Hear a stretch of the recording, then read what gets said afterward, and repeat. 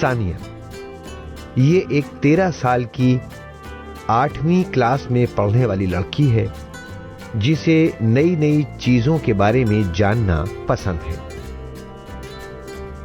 Mummy जी, सानिया की mummy, जिनकी उम्र लगभग 40 साल है, जो कि शहर में रहती हैं, वो सानिया को नई चीजें खोजने जानने में मदद करती हैं।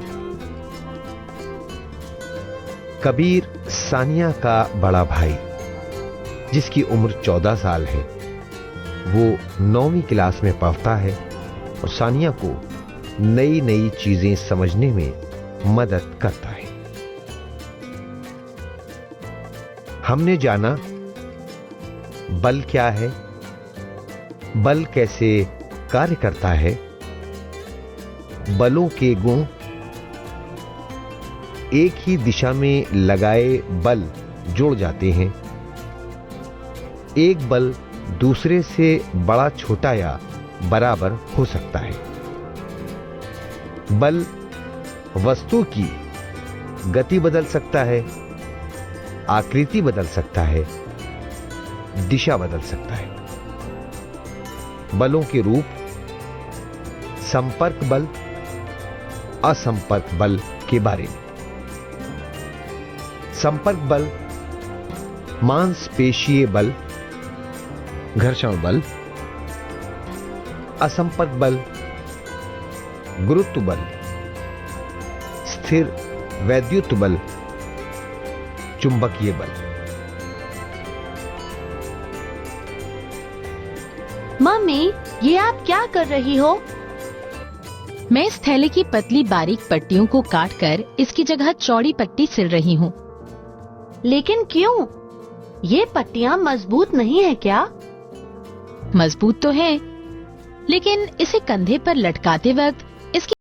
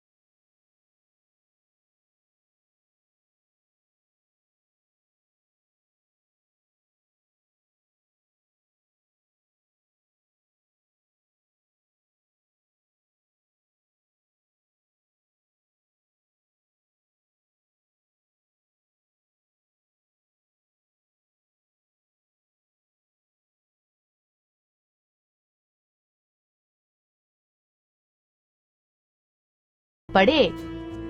हमारे स्कूल के बस्ते की पट्टी भी इसीलिए इतनी चौड़ी बनाई जाती है। हाँ, तुम्हें याद है, चाचा के गांव में सभी किसान सिर पर बोझ उठाकर रखने के लिए अपने सिर पर एक कपड़े को गोल लपेट कर रखते हैं, ताकि शरीर से बोझ के संपर्क का क्षेत्रफल बढ़ जाए और उनके शरीर पर लगने वाला दाब कम हो जाए। मैं समझ गई भैया। इससे वो बोझ आसानी से उठा सकते हैं। हाँ, अब तो तुम समझ गई होगी कि सुराख करने वाली औजारों जैसे चाकू और कील के किनारे हमेशा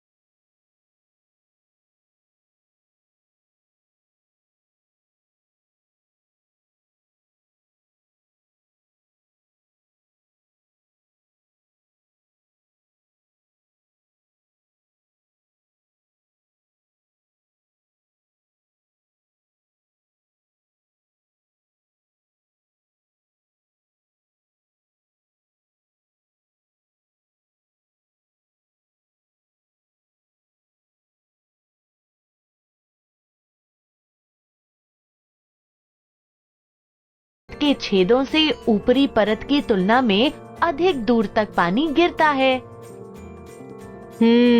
ठीक कहा। पानी नीचे तली पर और बर्तन की दीवारों पर भी दाब डालता है। भैया, एक बार मैंने अपनी गेंद को पानी की बाल्टी में डुबाया तो मैंने पानी के नीचे से ऊपर की तरफ एक धक्का महसूस किया था। इसका मतलब पानी नीचे से ऊपर की तरफ भी दाब लगाता है। सानिया, तुम्हें क्या लगता है, क्या गैसें भी दाब डालती है? जब तुम किसी गुब्बारे को फुलाती हो तो उसका मुंह क्यों बंद करना पड़ता है? जब हम गुब्बारे फुलाते हैं तो हवा गुब्बारे की भी आकृति बदल देती है। अच्छा, मैं समझ गई। कई चीजों पर बल लगाने से उनकी आकृति भी बदल सकती है। रबड़ के गुब्बारे या गेंद को दबाने पर भी तो यही होता है।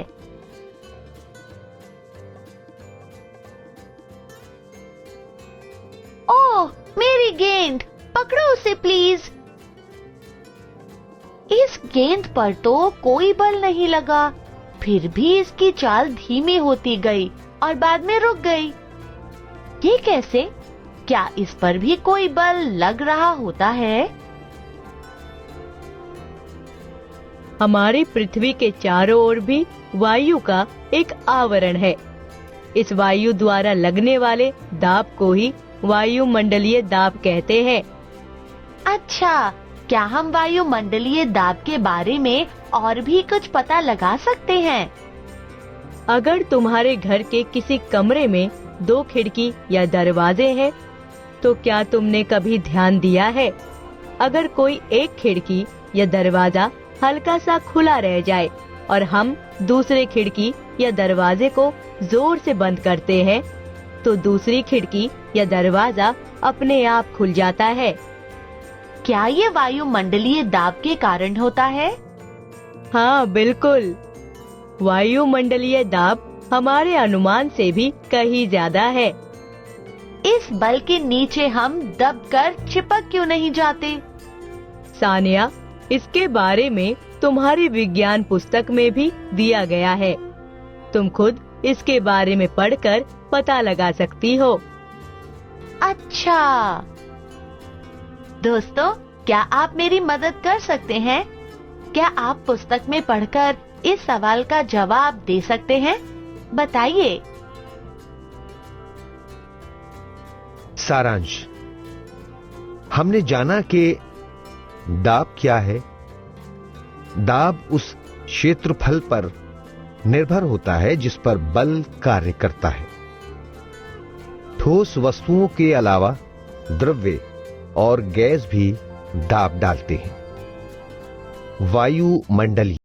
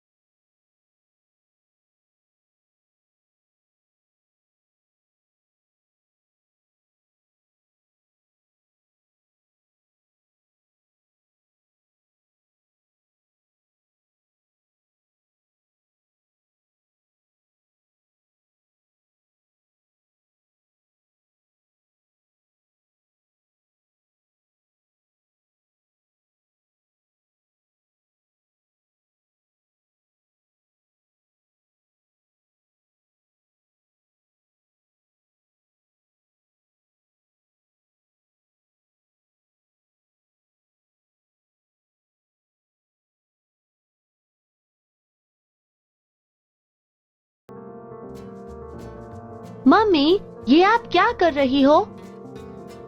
मैं इस थैले की पतली बारीक पट्टियों को काटकर इसकी जगह चौड़ी पट्टी सिल रही हूँ। लेकिन क्यों?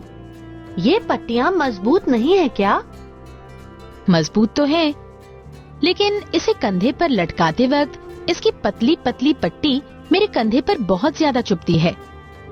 अगर चौड़ी पट्टियां होंगी तो कंधे पर कम दबाव पड़ेगा और कम तकलीफ होगी। लेकिन थैले में वजन तो उतना ही रहेगा ना? वजन की वजह से कंधे पर बल भी उतना ही पड़ेगा। तो पट्टी चौड़ी करने से क्या होगा? आओ तुम्हें दिखाते हैं। ये लकड़ी का तख्ता है। अब तुम इन 5 ईंटों को लाइन से इस तख्ते पर रख दो। इस तरह से? क्या तुम ईंटों के बल का कुछ खास असर देख पा रही हो यहाँ इस तख्ते पर? नहीं, ये तो पहले जैसा ही है। अच्छा, तो अब इन सभी ईंटों को एक के ऊपर एक रखो और देखो क्या होता है। ये लकड़ी का तख्ता तो बीच में से नीचे झुक गया। दोनों ही स्थितियों में वजन तो समान ही था, फिर एक के ऊपर एक रखने पर ही बल का प्रभाव क्यों दिखाई दिया? क्या लगता है तुम्हें? ऐसा क्यों हुआ होगा? सोचो, क्या बल का प्रभाव इस बात पर भी निर्भर हो सकता है कि वह बल कितने क्षेत्रफल पर पड़ रहा है? यहाँ जब ईंटें ज्यादा क्षेत्रफल में फैली थीं, तो उनके बल का प्रभाव कम दिख रहा था, और जब सारी ईंटें इकट्ठी रख दी गई तो इसका बल बस थोड़े से क्षेत्रफल पर था। इस कम क्षेत्रफल पर बल पड़ने से यह लकड़ी झुक गई है। दोस्तों, तो क्या इसका मतलब ये है कि जिस क्षेत्रफल पर बल लगाया जाता है वो जितना कम होगा, बल का प्रभाव उतना ही अधिक होगा? ठीक कहा। इसी को तो दाब कहते हैं। अच्छा, तो इसीलिए मम्मी अपने थैले में चौड़ी पट्टियां लगा रही हैं, ताकि कंधों पर दाब कम पड़े। हमारे स्कूल के बस्ते की पट्टी भी इसीलिए इतनी चौड़ी बनाई जाती है। हाँ, तुम्हें याद है, चाचा के गांव में सभी किसान सिर पर बोझ उठाकर रखने के लिए अपने सिर पर एक कपड़े को गोल लपेट कर रखते हैं, ताकि शरीर से बोझ के संपर्क का क्षेत्रफल बढ़ जाए और उनके शरीर पर लगने वाला दाब कम हो जाए। मैं समझ गई भैया, इससे वो बोझ आसानी से उठा सकते हैं।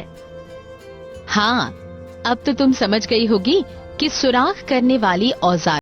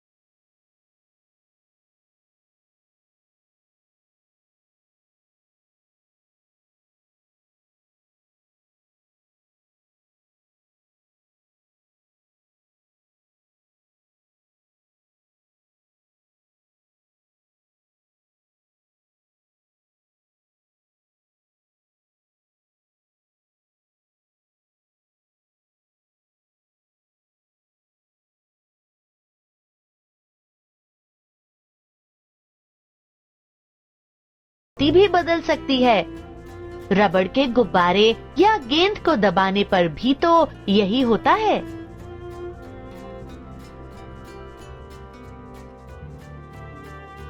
ओह, मेरी गेंद, पकड़ो उसे प्लीज। इस गेंद पर तो कोई बल नहीं लगा, फिर भी इसकी चाल धीमी होती गई और बाद में रुक गई। ये कैसे? क्या इस पर भी कोई बल लग रहा होता है? हमारी पृथ्वी के चारों ओर भी वायु का एक आवरण है। इस वायु द्वारा लगने वाले दाब को ही वायुमंडलीय दाब कहते हैं। अच्छा, क्या हम वायुमंडलीय दाब के बारे में और भी कुछ पता लगा सकते हैं?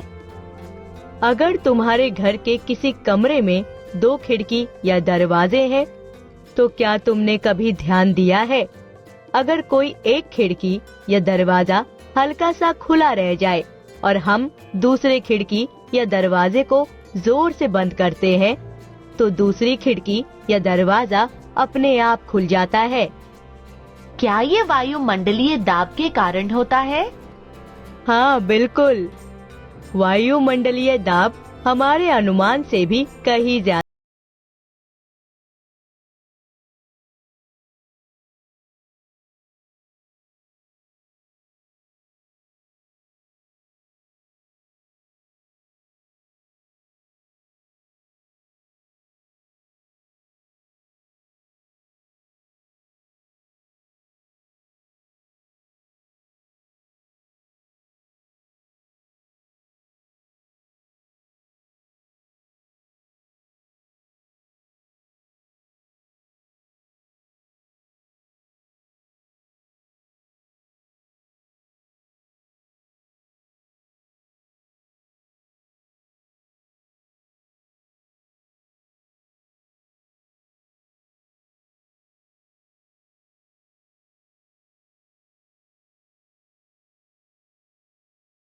दाब के बारे में।